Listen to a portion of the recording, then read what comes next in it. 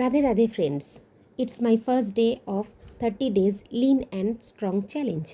আমি একটা টাইমে 85 কেজিস ছিলাম আর এখন আমার ওয়েট 68 কেজিস।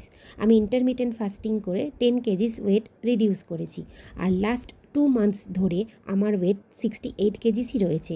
আজ ছিল শ্রাবণ মাসের দ্বিতীয় সোমবার, তাই ডে 1 হলো ভেজ আর ফাস্টিং ডে।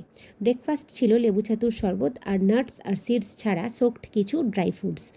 আমি মিড মর্নিং স্ন্যাক হিসাবে নিয়েছিলাম দই আর শশার একটা কম্বো, এটাকে স্যালাডও বলতে পারো, যা খুশি তোমাদের মনে হয়। তো লাঞ্চ বেসিক্যালি আমার ছিল আজকে 2টো রুটি আর পেঁপে আলুর তরকারি।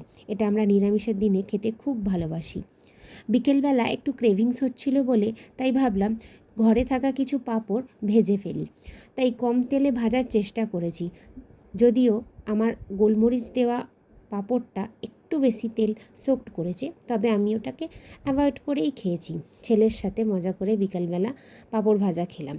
তবে একটা কথা কি বলো তো, যতই যাই করো না কেন সন্ধ্যে 7টার মধ্যে ডিনার করে নেবে, কারণ সন্ধ্যে 7টার মধ্যে ডিনার না করলে ওয়েট লস কিন্তু কোনোভাবেই হবে না।